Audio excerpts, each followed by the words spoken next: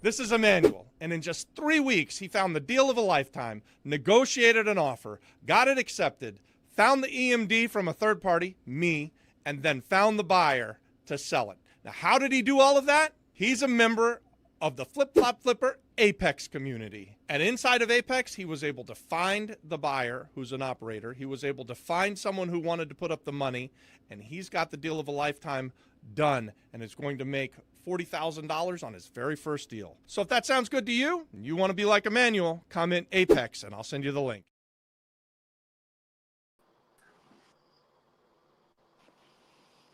All right, all right. I think we're live.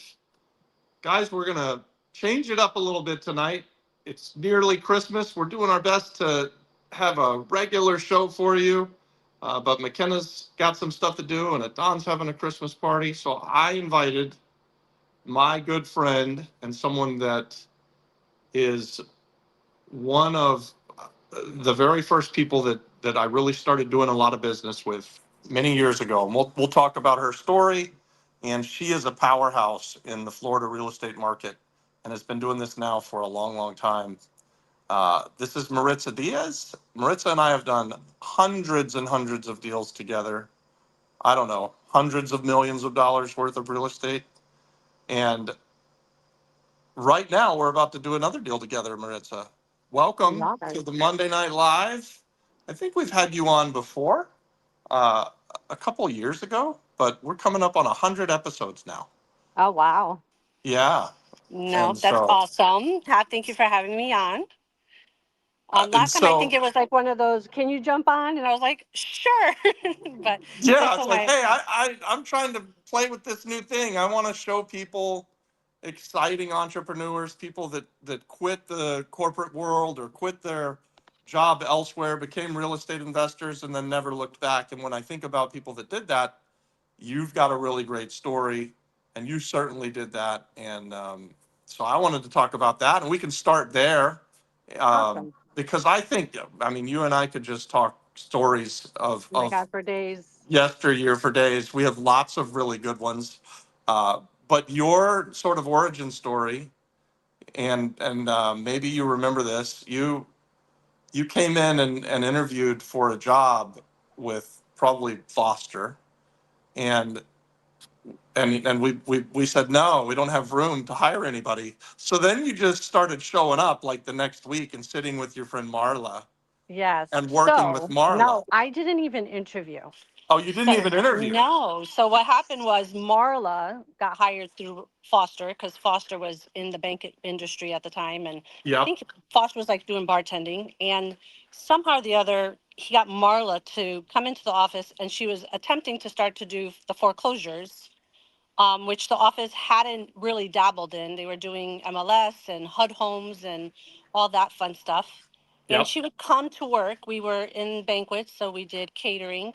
She would come to work with all these stories and frustrated because she went after all these houses and this got canceled, that got canceled. I always had an interest for the real estate. I was one of those that stood up at midnight and bought one of those infomercials at midnight and read the books. And I was like, oh God, I want to do that. But I had no clue where to even start. So I used to tell her, I said, I want to go do that. Can I go with you? And she kept asking, and there was no room in that office. Yeah. And then one day I was in Connecticut for my brother's wedding, and she called me. She goes, come in on Monday and you're going to sit with me at my desk. And I don't even think Foster knew I was going in. And then I didn't even know about you at the time. So I went in, sat at her desk with her. I think we shared the same damn chair, and we just started, she started teaching me what she learned, what she's known, what she knew. Yep. And from there, we played with it. But I really didn't even know how to play on computers at the time because that was way before Google and all that fun stuff. That was F1 and F2 means this and print that. And This is we used to get before so. the internet almost, you guys. Like, Oh my God, way back when. I this is remember one day I turned off the computer in the office and I just pushed the button at the bottom. Foster's like, what are you doing? I was like, I'm turning off the computer. And he's like, no, you got to shut down. I was like, oh, I didn't know. So yeah, I learned as I went, and I took lots of notes. And within 2 weeks of us door knocking, because I mean, with real estate, times change, and back then you knew exactly what you wanted to look at because short sales wasn't even a thing. It was Yeah. either, there's equity in the house or there wasn't. So you're Right. looking at the list and you're going after the ones that had equity. And we were door knocking and doing all that fun stuff. And within 2 weeks, we purchased our first property on Hoffner. It was We did occupied that at the foreclosure at sale, the right? foreclosure sale. Yeah. Yeah. At the foreclosure sale, we finally got possession of the property. And all this, I still didn't know, because you would walk in, grab your newspaper up front, go straight to your office, feet up on the desk, read your newspaper. People would go in and talk to you, but I didn't know any, whatever. And then you came in once we got possession of the home. You walked the property on your phone the whole time, talking, you're doing some sort of deal. And then you were on your way to Europe right after that for like a month. And all you did was on your way out the door, you said, I'm going to make sure we have money for the foreclosure sale every day when I get back. And I'm like, who's that? Like, Who the so hell is this guy? who's What's he that talking guy? about? What is he going to foreclosure sale every day? Yeah, let's do it. So That's that so was our funny. our first property. I'll never forget it. A brick house on Hoffner. I didn't know. I mean, I've heard that story that you didn't know who I was. I knew who you were because Foster and I talked about it because I said, "Hey, who's the girl that's sitting with Marla?" And he's like, "Oh, that's Maritza. I told Marla we didn't have any room, but Yeah. she just started showing up." And we were like, "Hey, if someone's just going to start showing up, great." And then that day that you're talking about where we bought the house on Hoffner, I had been working on going to the foreclosure sale, but I'd never been. And Right. so we were working on it with Marla, but we never got to the point where we actually went and bought something until that day. And you did that. Like you put that together.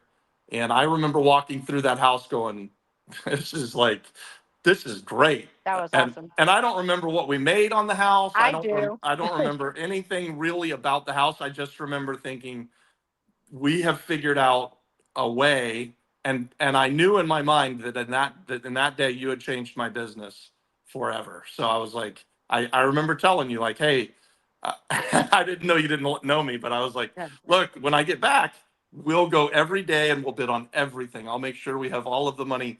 And then I was literally off. Like I think I flew away for a month For a month. that day. So Yes. then I came back, and then we did start going to the foreclosure sale.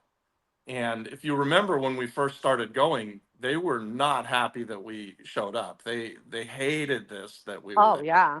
No, and and They if were you don't so know what pissed you're off. doing, it's scary because they have ways of playing with you. Like if you don't do your homework prior to going and you think you're going to just go in there and jump on whatever they're doing, they have their ways of stringing you in and you get stuck with a property that you had no clue that, has code enforcement liens or a second mortgage. I saw people go in there and buy second mortgages, but we And did buy have second title. mortgages when they didn't know it was a second mortgage. Yeah, yeah, yeah, yeah. Or years later, even worse, people would buy HOA debt that could have a first and a second. But I remember going there and they hated us, and we just had to kind of force our way in. We started buying a lot. We were very quickly one of the very we were buying more or as many as anybody else in there. Mm-hmm. And then you're right. We would show up and we became part of Part the of the group. group. And like I can remember dozens of times the new people would show up and I'd bid, the new person would bid, Jack would bid, the new person would bid, I'd bid, and we'd just hit And them then back they and just, forth like a ping pong ball until we got them up to a high enough purchase price, and then we'd stop bidding, and then they'd never show up again because they didn't make any money. We were or not they lost the kind. deposit or stuff like that. They'd Yeah. lose a deposit. We weren't nice to new people. And back then, I didn't teach people how to do anything. Like I even with you, like you really figured that stuff out on your own. And then once I got back, we learned it together, Yeah. and then went on to buy a couple houses a week for a long, long time, Years. I miss for those years. days. I really It was do. fun, yeah. And then they took all the fun out of it, putting it online. And guys, so Maritza, while she was working for us part time, you were still doing the banquet stuff. I was. So Well, because I was the moneymaker in the household. Like I I didn't have the comfortability to take that chance and just do it, like to do real estate and just worry about when I'm going to get a commission. It's all commission based. And, the fear of not knowing when the next check was going to come in. But I do remember having a luncheon with you and one of your business partners at the time. And you guys said, what do you need to make this happen? And I gave you a number and you guys thought it was funny. You're like, that's piece of cake. Like, you've got this. And I still, remember that lunch too. And Colin George was like, "You should quit your job today." yeah. And I was like, Yeah, oh my God. and just start doing this full time, and you'll make double the money or whatever. And it was your number was 40 grand. I'm pretty sure that was the number. Like you're like, Yes. I got to make at least 40 grand. Well, I And needed to make a minimum of like, yeah, $4,000 on a busy month. Like I would average about $1,000 a week in banquets, but back then was good money.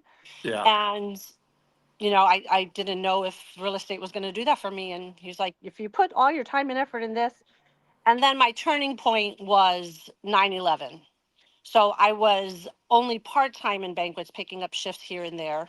And 9/11 comes and I had to go to work that morning. I had a shift to go punch in and I was miserable at work, upset about everything that was happening, and I couldn't go pick up my kids.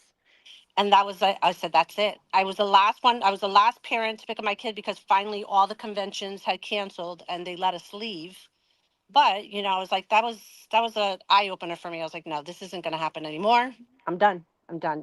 I'm going to put in all my effort into real estate and it is what you put into it. And you know that I'm one that I would leave the office late and wake up at 2 o'clock in the morning and play on the computer and get my work done and go there ready for court and see all the houses. So I definitely put my time into the job and I loved what I do. I really did. yeah. I will tell you this. You did exactly what you said. You started out working with Marla, but very quickly, you just outworked everybody. You were always there until you got a deal. And Yeah. this is even before you quit your job, which is what gave Colin, George, and I the confidence to know if you put all of your efforts into it that you were going to be fine. Yeah. Because you would literally sit there at the desk, and I always worked a lot too, but you would be the only other person that would be there at the end of the day, and you're still working, and you would just go at it until you found something that you could make money on, which Yeah. is, by the way, the attitude that you have to have. And you had a big why once you quit your job. You don't want to go back. You don't want to have to go back to that life where someone tells you when to clock in and what to do, and you can't go pick up your kids when there's something awful going on in the world.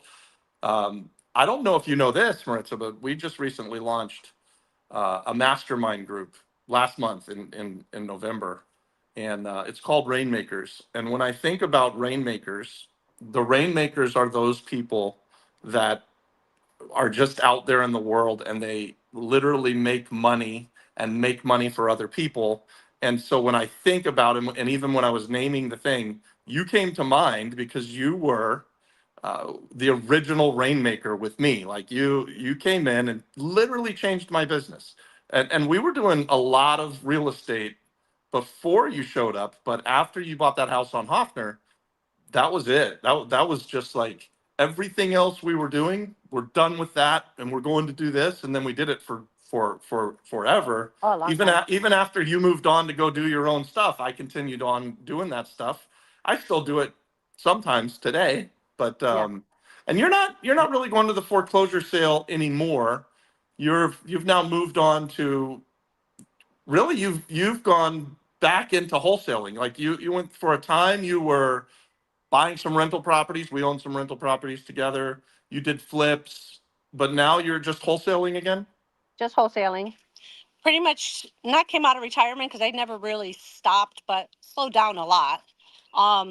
The market changed, the way you purchase the properties changed. It's definitely not. I miss the days of actually going to the courthouse and not having the competition that there is now when it's online. You can't compete against those. You can't buy a property with those numbers that people are paying. You have all the hedge funds and everything. Um, and it was just learning a different way as far as wholesaling. So I went back to the original, buying wholesale properties from a list, buying it before it goes to the foreclosure sale, whether it's, tax deed or pre-foreclosure or code enforcement, or, there's got to be a reason why they need to sell. And I don't like the pretty houses. I want the ugliest house in the neighborhood. So we do a lot of driving for dollars. My kids are both also in real estate now, both in their 30s, and my son does a lot of general real estate on the side with his team, and then we do wholesaling together, my son and daughter. So they're like my boots on the ground, because I'm not physically in Orlando anymore. I just kept going south because I didn't have to be there for the foreclosure sale anymore, and fell in love. So I just kept moving. And here we are. And now But you're about as far south as you can go without swimming. exactly. No, in the Florida Keys. So my kids are my eyes. They do driving for dollars. I give them lists of properties to go look at. I'll do the title searches to see what's going on with them. And then we'll start cold calling and knocking on doors and hunting these people down like back in the day, which I remember. How did we find that house? I think we did a drive by. The house was like falling apart, and we went to a nursing home. Do you remember that? Yeah, We I went to go remember. I see remember going to the nursing home. the Which guy house was was on an that for? We went to oxygen a tank, nursing home in Polk County, and we met this dude. I on an don't remember if he oxygen was a tank. man or a woman, It was a but he, guy. but he was chain smoking, Yeah. and he had oxygen going at the same time. And you had your daughter with us that Yes. day And I had her sit out in the hall, like stand out in the hallway, because the because smoke we in that might get room. blown up. Oh my God. It was crazy. Yes. We had my daughter with me, but I don't know if we talked to a neighbor and they told us where he was at or whatever, but we ended up buying that house. But Do you we remember went, which house that was? I know it was in a good area, but oh my God, Yeah, there's been so many houses. No, I couldn't tell you. I know it was like hoarder status. There was a lot of stuff in it yeah. when we purchased it, and it had been ransacked, and people had gone through it. But I remember there being a lot of stuff, and I remember finding the guy in the nursing home. I mean, it's hard to forget that guy in the nursing home because Yeah. I mean, he had a ashtray filled, so you knew he was a professional at smoking while Oh tied to yeah. the oxygen. But I was just thinking, man, this isn't safe. I know. I know. So This yeah. So isn't safe. that's where I'm at. I'm back. You're It's back the to doing old that. school, the old school way. That's Yeah. pretty much it. And how many deals a year do you guys do now? Well, we've been pretty busy this year, but I would say, well, recently we've been very busy.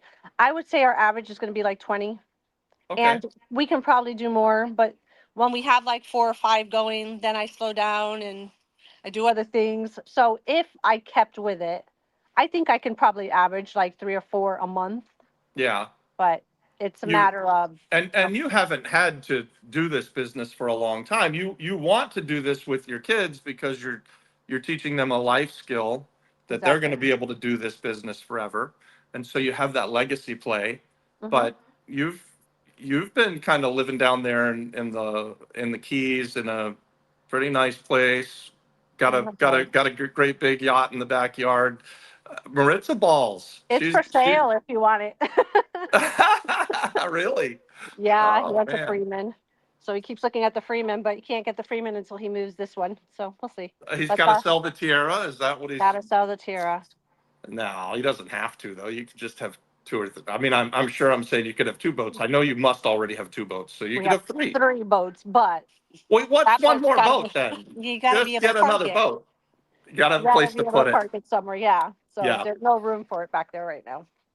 So But yeah, now, no, it's nice having the kids um totally involved in everything, every aspect of the business, whether it's going to meet the people to sign the contracts or walking the properties, putting the pictures in the system.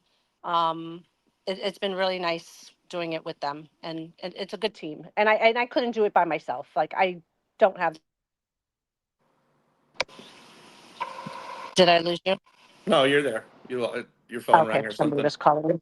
Yeah. Yeah, They're like, I'm but watching you no. on So YouTube. yeah, no, that was my daughter. I think she forgot I was on a call.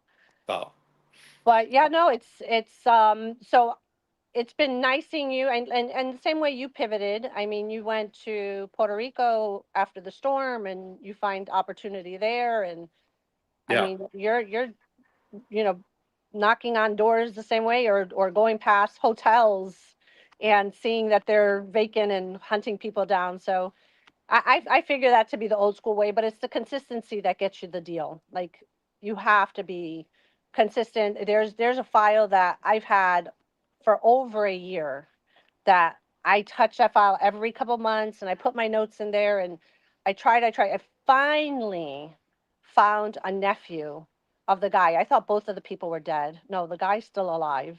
Oh, Yeah. wow. Yeah, but everything that can possibly be wrong with the property is, code enforcement, 4 years back taxes.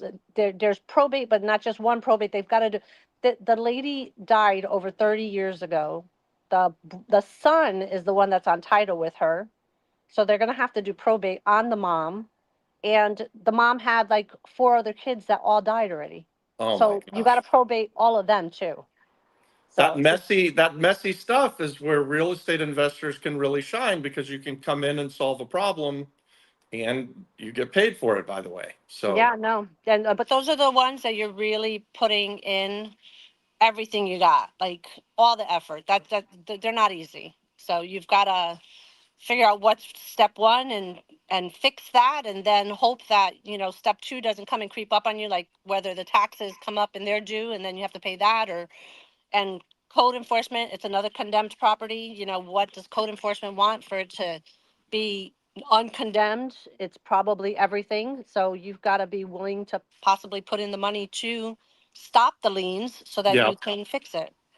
So none of them, I think every property is just different, all of them. And would you close on anything right now if you found a good enough deal, or Yeah. you don't really want to do the renovations, or you would?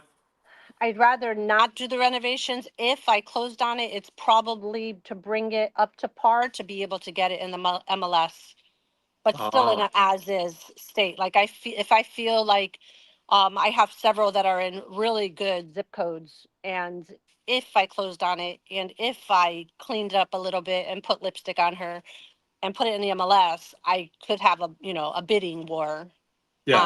on a property. So Yeah, that because that's you buy it really, really well, and then you can put it on the market cheaper than anything else. So I'm buying one from you right now that's condemned, and yes. I don't know if it was an estate or a tax deed house, but how did you find that one? Or what do you typically look for? You're not trying to pay for leads so that people will call you. You're really going after the leads that are public, so that So the that whole one world was a has the drive-by. information. That one was That just a drive-by, that one and then you searched them up. started as a drive-by, but because of the condition of the outside, you're looking at that and there's got to be something wrong. Like, what's wrong with it? That one happened to be condemned. Yeah. So it was on a code enforcement list, and that one was also, I believe the taxes at some point were behind on it, and it was a probate. So you So guys, I guess it was your son or your daughter that drove past it, and you've taught mhm. them to recognize, to look for the orange condemned sign, and if anytime they see that, they're probably going to put it on a list, and you guys start to chase it down. Either that, or the grass is tall, or the mailbox is on the floor, or there's always that thing telling you this house is vacant, and it's like the ugliest house in the neighborhood. What's going on? And granted, there might be one that it's fine, like they got their grass, they're not taking care of the yard, but most of those, I feel like code enforcement is really on their game, and they have nothing better to do than to be out there tagging all these houses and putting liens on them, Yep. that it's telling me, okay, the house is vacant. Why is it vacant? What's going on with it? So whether it's behind on their mortgage or their taxes or code enforcement or whatever, depending on how bad it is or what's going on with it, is whether or not we're going to go after it. What's more important to you as a wholesaler? Would you would you rather have the deal or a buyer's list first? I think the deal, because I think if you have the deal, you'll find the buyer. Yep. I agree. I think when you get a really good deal, then you can take it.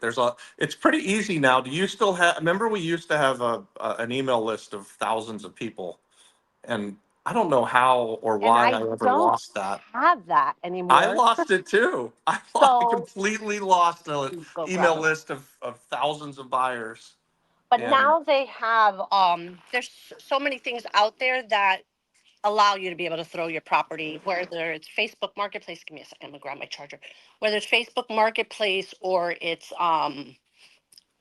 what is it? Investor Lift. yeah, Investor Lift is a big one. So if you have a good enough deal, it's going to sell. Just get it on one of those platforms and it'll go away. yeah, that's right. I tell people all the time, deal first. I believe that the deal starts all of the conversations. So what would you tell someone who's maybe in your position where they were working for a job that they're ready to move on to something new? They think they've got more in them. Maybe they've got greatness inside of them. What would you say to someone who's just starting out, but maybe doesn't think that they can do it because they don't have the money, or people tell themselves stories that keep them from being able to move forward. Do you have any advice for those I young would say, people? and you know, they probably hear it all the time. You just need to start. Yeah, Go out there and start. Because I would have never thought that I would have. And I, again, when I started, I didn't know anything about real estate. I knew that, you know, I love to look at these people online. And that's when William McCorkle was talking. He had a commercial going on about how he did this and how he did that. And I'm like, oh my God, that's so cool. Or yeah. the other guy, the old man that used to go on, what was his name?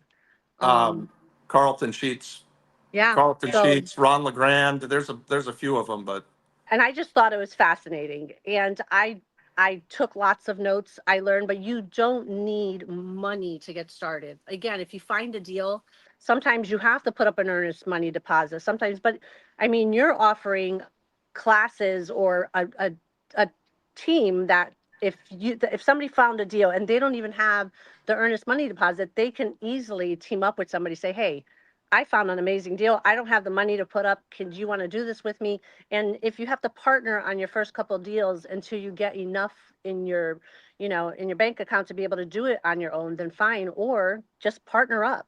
yeah. There's enough people out there that you'll find the money, find the deal. No, I And mean for sure. We've done things like somebody has a great deal and they just need an earnest money deposit, and yeah, we'll put up the earnest money deposit. Now we want to make sure we have control over the property so that we're not going to lose it, and then they go and they wholesale it, or they go and they put a partnership together to close on it, and then they give me back my earnest money deposit plus a plus little our bit of fee. money. Yeah. Yeah, but there's hard money lenders out there. There's like you said, we are super big on partnerships. I always have been. By the way, Maritza Diaz is my very first Puerto Rican partner ever. There you go. Way before I ever moved to Puerto Rico, and I I say taught you this. how to eat all the Spanish food. Oh my God, you showed me mofongo. Yeah. You're probably responsible for me being 260 I'm pounds sorry. instead of 230. No. You've always had a good thing for food. You've always loved food, but good I food. I mean, have, I do. That's true. Uh, so, guys, if you join a community like ours, there are other people that want to partner with you. There's people that have money that don't have time to go find the deals. There's people that can fix things, again, that don't have time to fix to go find the deals. So there's a million different ways to make money in real estate. And there's tons of different ways to figure out how to partner with people and borrow hard money. Money isn't the most important part of this process. no. Going out and finding a You great know what? deal I is. think follow up is too. Follow up is huge. Follow Yeah. up, you can. How many times have you seen a deal and you have the address written down, and then you pick up that address 3 or 4 months later and you found out that somebody else got it at a great price, and you're like, oh my God, I would have paid that all day. Or you knock on a door and somebody's already, been there already. Like somebody already has it, and you're like, oh, I was too late. But you've I had that list of addresses that you should go see and you haven't gone to see it, and somebody just got the contract like last week. Yeah. Those drive me nuts. But it's definitely follow up, because I can tell you, out of all the ones that I have going right now, all of them, almost, I want to say all of them, were not my first phone call, not my first knock on the door, not my first. It was follow up, follow up, follow up, and finally getting somebody on the phone that, attached to the property or was interested in selling, or, you know, it was blowing up people's phones. I found a guy on Facebook. Okay. I hunted him down. I hunted his daughter down. Finally, he responded to me after several messages on Facebook. And at the end of the day, I had the right number. He just wasn't taking that call. Finally, on Facebook, he messaged me back and said, "I'm sorry, I never look at this messenger, you know, on Facebook. I usually just," and my daughter's like, "I think you need to be his friend for him to be able to see that." So I friended him. I was like, he's my friend and he doesn't even know it. So Nice. yes, we ended up getting that deal. But it's not done yet. They're all in the works, but and they're all a headache, but we're gonna get through them and we're gonna make it happen. If there weren't headaches, you wouldn't be the buyer, right? Like, so if it's a beautiful house that they can sell just by putting on the MLS, what do they need a Maritza Diaz for, or a Correct. Robbie Traeger? They just don't need us. And in fact, as real estate investors, we're really only supposed to be buying about 10% of the houses. Like the vast majority of them can be sold and should be sold on the market to retail buyers, and that's how sellers will maximize the dollars they get. It's when they sort of start to fall through the cracks and taxes aren't paid and people start dying and getting divorced and there's termites and roof leaks and things like that where people are in trouble. That's Yeah. when we get a chance as real estate investors to solve problems. Yeah, when they feel like there's no way out, you're like, "No, no, we can help you. Let's fix this, one thing at a time." Like the Yeah. one guy right now with all those probate, they didn't even know they needed to do probate. And I was like, "If that was your mom, and if that deed does not say, with survivorship," I said, "You've got to do probate." I'm Yeah. 99.9%. It's probate first, and then it's probate on her and probate on all her kids that have passed too. Yeah. And then Absolutely. you can work on, the other stuff that you have. But that's step number one. And Yep. and they have a realtor that they had called, and she's just clueless on everything. And when I told her everything that he said, she's like, "Oh my God." She said she spoke she spoke to an attorney friend of hers, and her attorney friend told her, "Run." I was like, "Yeah, you probably should." I'll Yeah. take care of Run. this. So we'll That's see. awesome.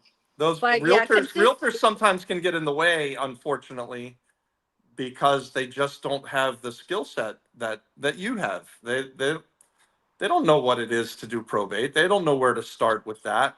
And if the house has been condemned because of a roof leak, or it's not livable and it's getting fines at $150 a day, hundreds of thousands of dollars, they don't know what to do or how to solve that problem, and they're really just going to end up costing the sellers more money because they'll waste everybody's time the old man before they thought get he to that. couldn't go into his house because it's condemned. And Oh I my said, gosh. to get his personal belongings out. I said, he Wow. can 100% go into the house. He just can't stay there. He can't live in it. He can't Yeah. sleep in it. But oh my God, yeah, he can go get his stuff. Tell him, open up the door, go grab your things. But no, he couldn't. He thought because the condemned sticker was there, he couldn't go into his own house. Wow.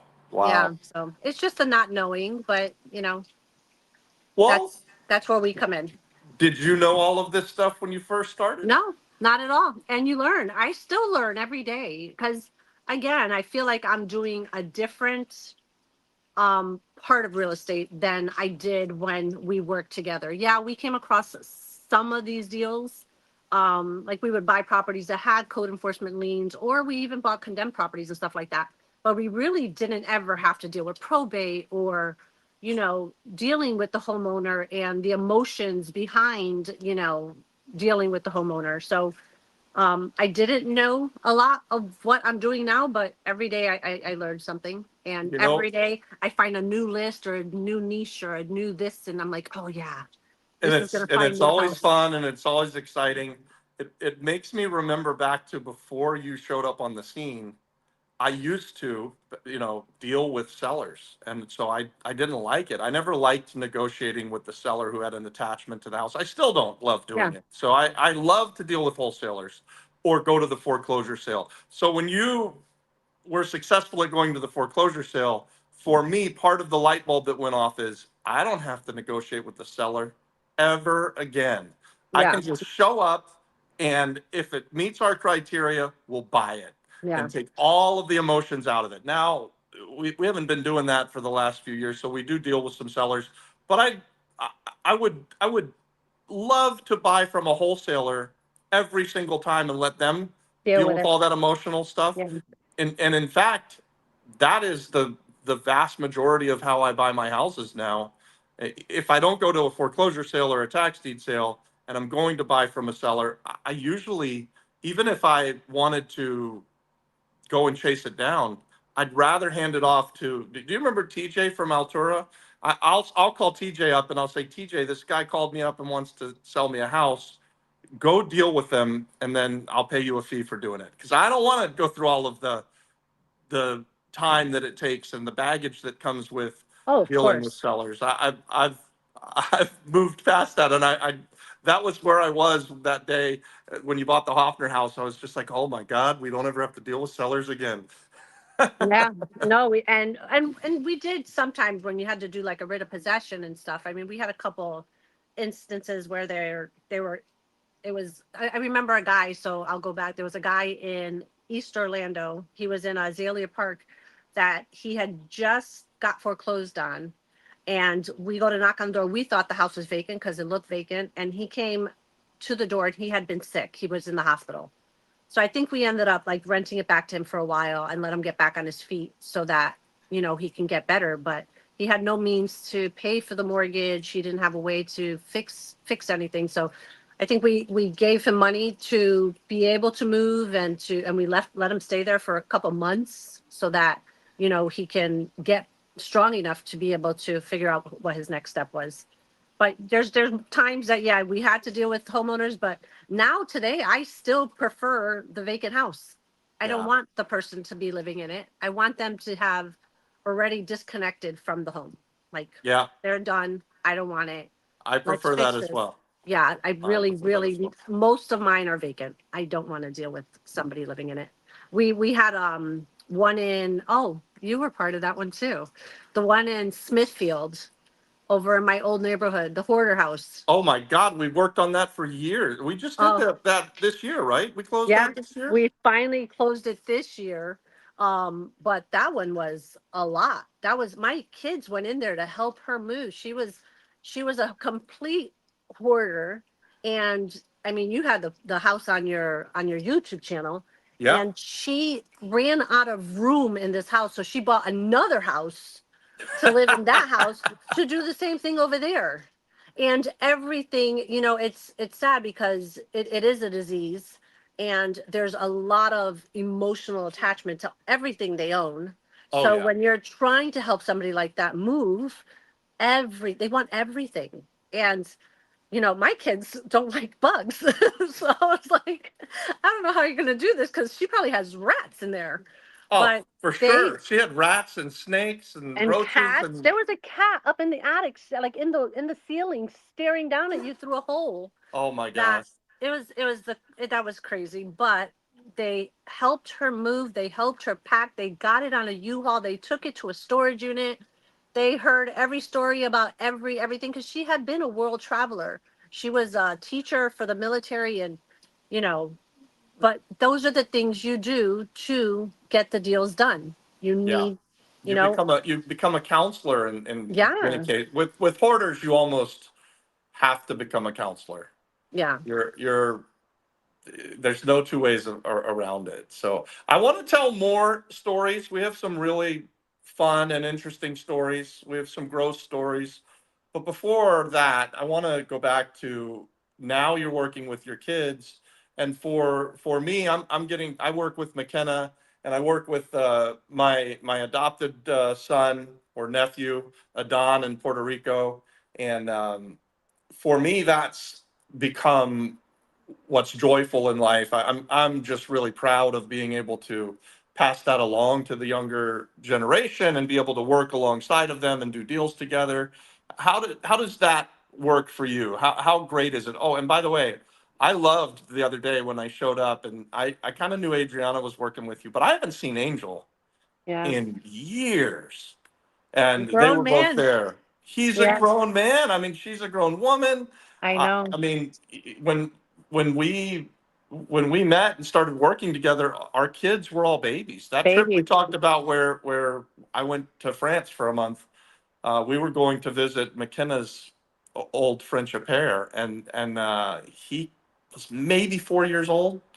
So it was, it's That's crazy. crazy. No, So definitely. how does it feel now that you're the old pro and you get to invest with your kids and they're both doing great and you're teaching them a skill set? Talk to us about that a little bit. I do love it. I love when Adriana says, "Thank you for making me love real estate," and thank you. And she's been doing my paperwork since she was like 8 years old, printing it and getting me ready for court and stuff.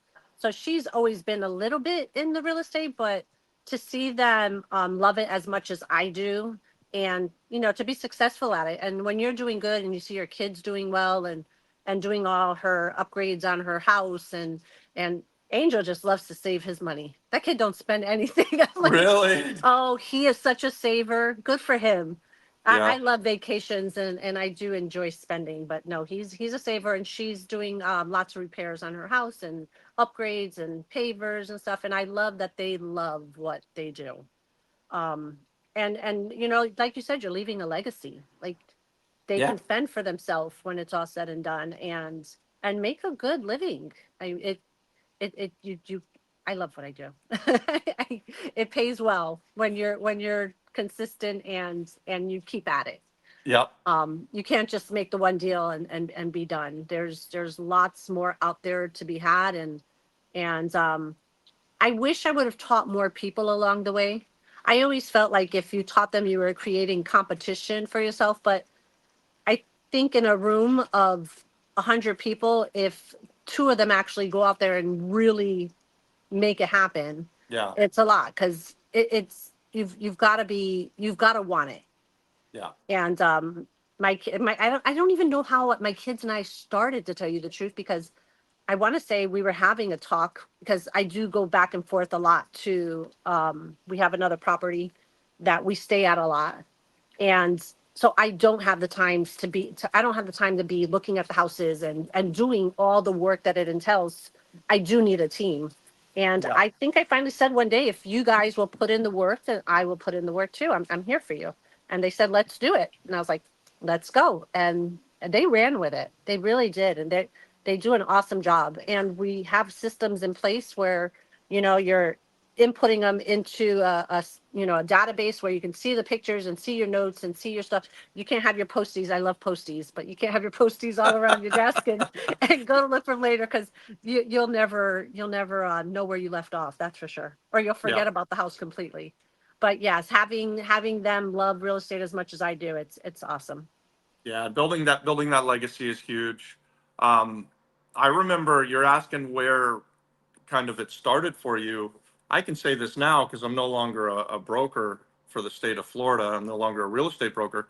Your daughter was doing my continuing education for me to be a real estate broker, going back to the time maybe when she was in middle school, but definitely by the time she was in high school. Like Yeah. I would be like, oh, it's that time again, Adriana. Yep. Can you She do would charge this? like $100 and she said, I'll take the class for Yeah, you. for years she did that. No, she's Uh, always been a go-getter because, like, even if I got like a traffic ticket and I needed to take my class online, Adriana, take my Oh my class. gosh, yeah. So it And always came she with a she price, she was but always a kind of a hustler. Like I think she always. was helping people with credit repair when she was younger, but in one of her first businesses. I mean, I've always been very proud of her. She's been a No, she's she's done she's been great. a she's been someone who's out there getting stuff done. And it's nice to see Angel doing it now because Angel for a while I don't think had that much of an interest in it. Not at all. So He didn't have the drive. but oh, and it's probably because that's the second time he had his license, because he was originally licensed back when he was 18 years old. I paid for him to get his real estate license and do all that. I think it probably cost like $1,000 when it's all said and done, but he really took the time to learn even general real estate after he went for his class again, and he had to pay for it himself. I was like, I ain't paying for it. I already paid for that once, and you didn't Yeah. do anything with it. So he's got his license hung with a guy that he went to high school with, and the guy's doing amazing. He's got a good team, and I think he's in Europe somewhere right now. I think he just got married, but he's with general real estate. I think they do a lot of Zillow calls, Yep. and he probably has a closing a month at least in general, and then everything that we do on the side. So he's doing great, and I love that my kids they wake up early. They're up at 7 a.m. I can pick up the phone at 6:30 and know that both of my kids are already up. Nice. So I mean, they wake up early. that's good. You guys, if you're not doing that, that's something that can change your life. Oh If yeah. you will just start waking up a few hours earlier, you all of a sudden have a few more hours during the day to get more stuff done. Um, so that's a pretty cool tip. Um, let's tell some stories about the foreclosure sale, or The back in the horror day, stories. the horror stories or near misses. Hey, we really Oh my God, we we can go did for hundreds days. of them. Maybe we did more than 1,000. I don't know. We did a lot. I think we were doing more than 100 a year Oh for a yeah. long time. We Um, have lots of partnerships too. Sometimes instead of just killing each other, we just all purchased it together and fixed it up together and sold it yeah, together. So, you had your teams of real buyers there, and sometimes it just made sense to partner up and do the deals together and fix them together. But okay, horror stories. I think we should have written a book at some point. Either that, or I wish we would have done YouTube back in the day when YouTube was just starting, because I would have never known that YouTube was going to be what it is today. But we had one in Winter Park that we were bidding against West for, like, we ran it up, and didn't get it. And he went to the door to knock on it to, see if they were going to move or what was going on. I guess they were in possession.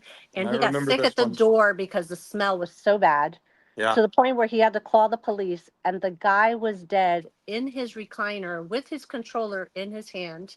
yeah. And the guy had died. And he had been dead for a while, because, I mean, he was decomposing in the chair. It was a hazmat scene. It was one of those things where we were like, thank God we didn't get that. And he lost that property after fighting it for a year, because the two sisters that didn't care about the guy when he was alive sure as hell cared about the house when he died. And You're kidding. Wes ended up losing that house? they fought the foreclosure, and the sisters won. Oh my gosh. Sometimes When the somebody Lord looks out for us, and in that case, he kept us Mhm. from buying that house and being the Yeah, ones who would have lost it.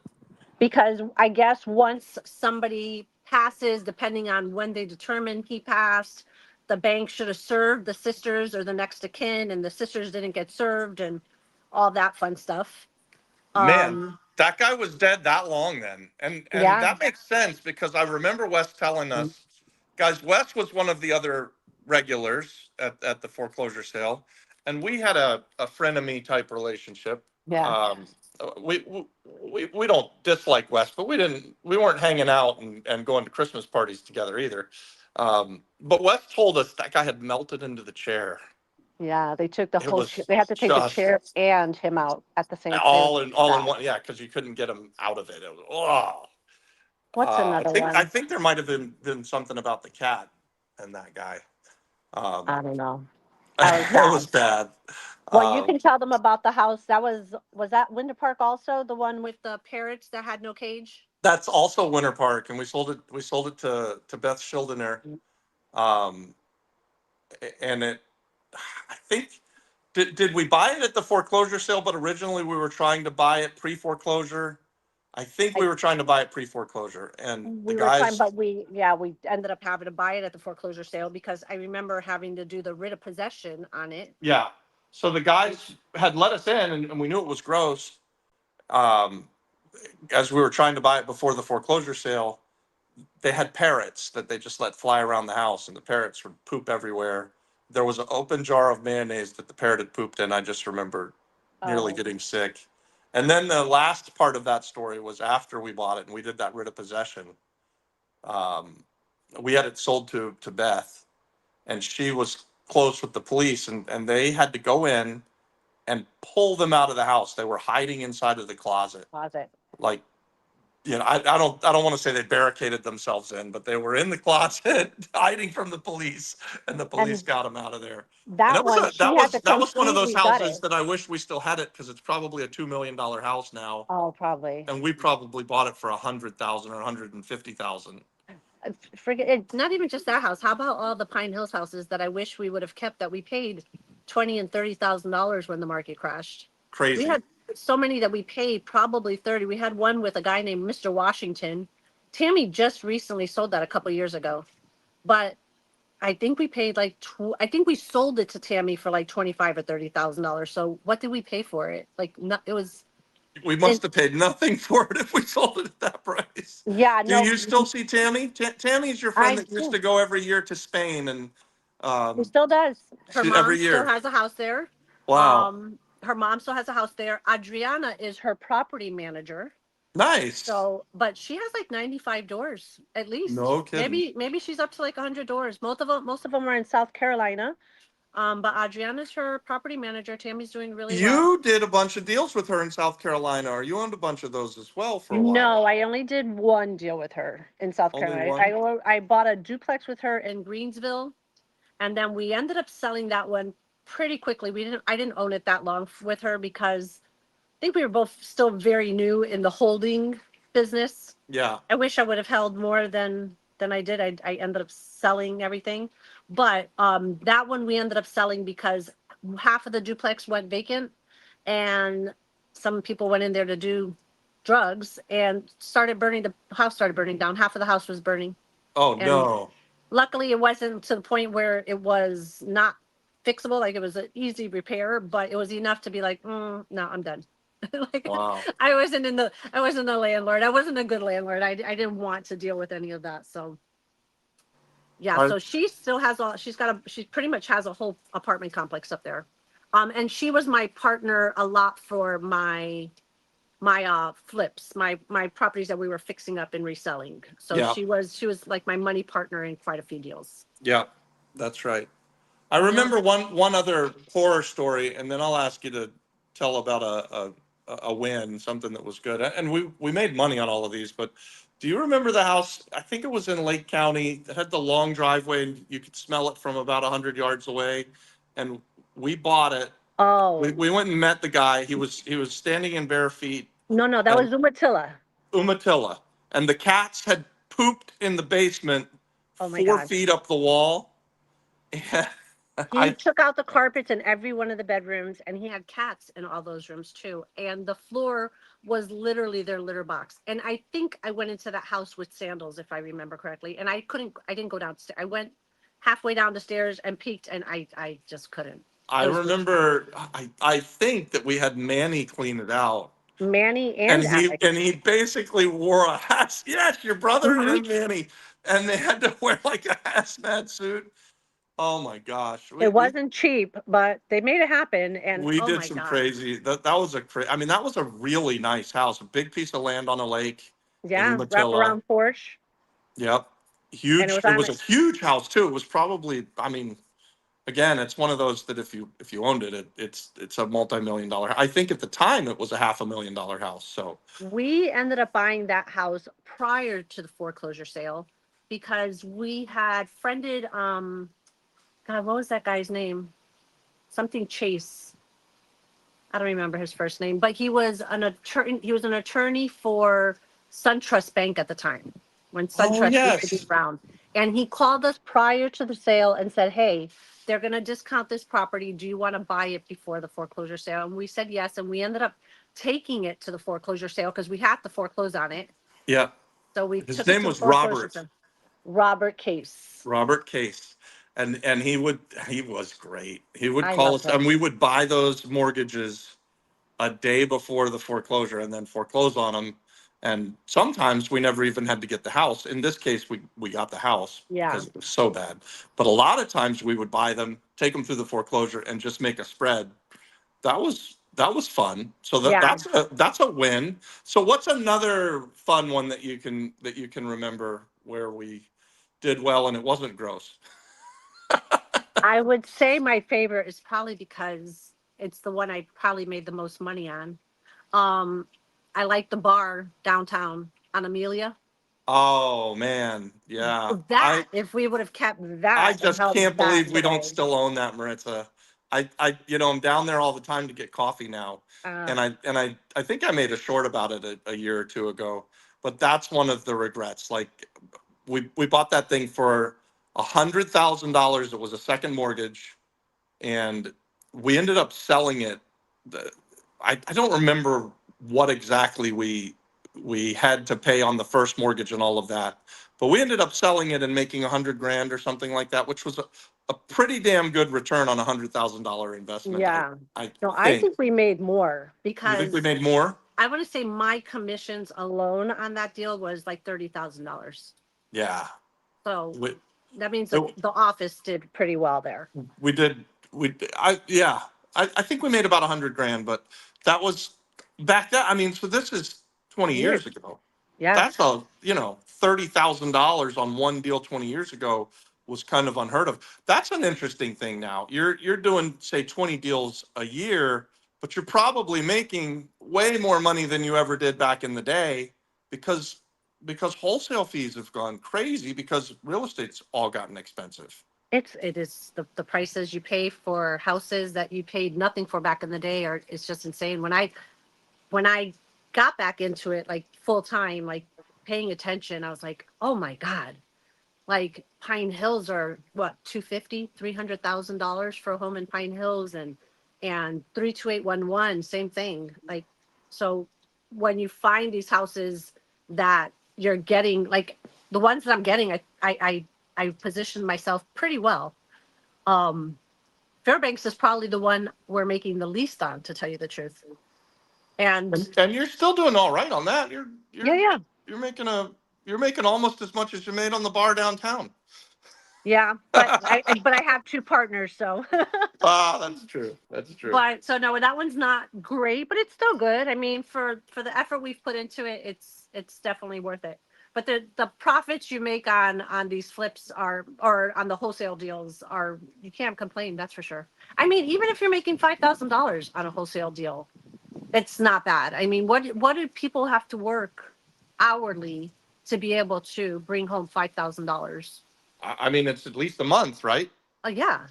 I mean, For I most know people. minimum wage has gone up, but after No, by the time you're all said and done, it's you have to minimum bust your wage, butt. it's still probably 2 months worth of actual, 40 hours of work every week. And I'll let everybody in on a little secret. You're probably not working 40 hours a week for a month in order to make the money that you make on a wholesale deal, are you? No, I'm not. But I do, like I said, I have my kids that do a lot of the running around, and they take away a lot of the workload too. So, I Yeah. mean, if you don't have the time and you can partner with somebody or I mean, there's people out there that you can say, a mailman, hey, if you go past any properties that you see are vacant or falling apart, please give me an address and I'll give you a kickback, or a police officer friend or whatever. We've had friends that are police officers sending us addresses. Hey, look at this one. Hey, look at this one. Or I just did an eviction on this one. You got tired landlords. There's deals out there to be had. You just gotta open your eyes to find them. Yeah, You have to start looking or you'll never see them, right? Like yeah. that's one thing that I hear from people all the time is like they wanna start and they don't know where to start. And you said it earlier, the advice is go ahead and start. Well, what's that mean? For me, that means go out there and start looking at all of the real estate, probably the easy stuff. Look at all the stuff that is on market. And while you're doing that, do what Maritza does. Write down the addresses of the stuff that looks like shit that's not for sale and call on it. It's a lot harder to do that driving for dollars and buying the stuff that's not for sale on the island of Puerto Rico, but it's not impossible. And when you do get them, you can make a freaking fortune. But I think uh, two guys from my Rainmakers group closed on one today in Puerto Rico where the wholesaler bought it for 25 grand and sold it to them for 50, so Wow. doubled his money. But he worked on this, and we call them zombie houses because they're just, they don't have doors and windows and no power. They're as wrecked gets. Uh, but this wholesaler made 25 grand on a house he's buying for 25 grand. That's 100%. That's pretty Awesome. damn good return. And they're gonna fix it up. They buy it for 50. They'll fix it up for another 50 and be in it for 100, and then sell it retail for 175, 180, and they make a bunch of money too. So That's these awesome. deals are out there if you're looking for them, and it doesn't really matter where you are, guys. And I hope that Maritza and I taking a trip down memory lane has been inspirational for somebody out there. That somebody needed to hear her story. Um, her story is amazing, but it could be your story too.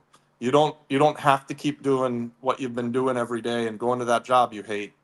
There's a better path. We've proved it. I've proved it. Maritza's proved it.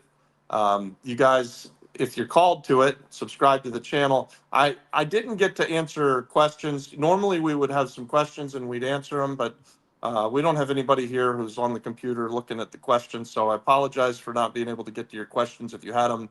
Hopefully you guys watching on YouTube have hit that thumbs up button for us and liked the video.